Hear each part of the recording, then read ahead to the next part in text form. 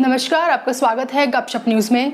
Paytm KYC के नाम पर ठगी के मामले सामने आ रहे हैं। ऐसे में पॉपुलर रिचार्ज और पेमेंट ऐप पेटीएम ने अपने यूजर्स को चेतावनी दी है। कंपनी ने केवाईसी और अकाउंट ब्लॉक के मामले में हो रही धोखाधड़ी से सावधान होने को कहा है। अगर आप भी पेटीएम यूजर है तो इन बातों का आपको ध्यान रखना बेहद जरूरी है, नहीं तो चंद सेकंड में आपका बैंक अकाउंट खाली हो सकता है। अगर आपके पास ऐसे एसएमएस आ रहे हैं तो आपको अब सावधान हो जाना चाहिए। आपकी पेटीएम केवाईसी खत्म हो गई है या इससे रिन्यू कराने की जरूरत है, या आपका अकाउंट 24 घंटे के लिए ब्लॉक कर दिया गया है। यदि आपके पास ऐसे एसएमएस आ रहे हैं तो अब आपको सावधान होने की जरूरत है। इनसे जुड़े फ्रॉडर्स या आपको एसएमएस करते हैं या आपको फोन करते हैं, फिर वे फोन कर केवाईसी या अन्य कारण बताकर आपकी कुछ निजी जानकारी मांगते हैं। इन मामलों में यूजर से एनीडेस्क जैसी कोई ऐप डाउनलोड करा ली जाती है।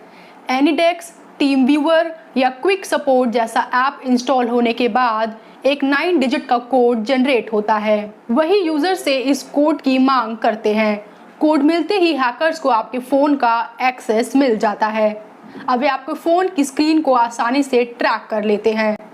इसके जरिए पेटीएम और मोबाइल बैंकिंग ऐप एक्सेस पा लेते हैं और अकाउंट खाली कर देते हैं। इसके अलावा एक दूसरा तरीका है जिसे पेटीएम जैसी दिखने वाली एक वेबसाइट बना लेते हैं और इससे आपका पासवर्ड और ओटीपी मांगते हैं। देखने में आया है कि फ्रॉडर्स www.paytmuser.com और www.kycpaytm.in या jn29823.ngrok.io/index.php जैसी वेबसाइट बना लेते हैं।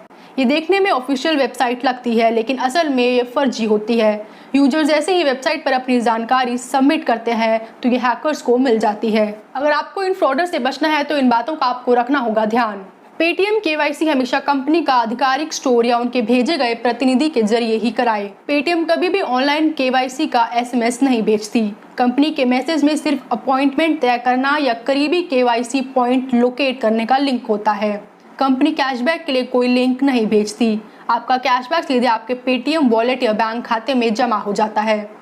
पेटीएम कर्मचारी आपसे आपका कोई pin, OTP, password reset link, debit credit card, CVV या पिन या बैंक डिटेल्स कभी नहीं पूछेगा। जब पेटीएम एजेंट केवाईसी के लिए आए तो उनका आईडी कार्ड चेक करें। पेटीएम कभी भी आपसे paytm.com को छोड़कर किसी अन्य यूआरएल पर डिटेल्स डालने के लिए नहीं कहेगा। कंपनी कभी भी आपसे किसी प्रकार की लॉटरी के लिए रजिस्ट्रेशन फीस या टैक्स के पैसे नहीं मांगती। इन सभी बातों का ध्यान रखें और धोखाधड़ी से बच के।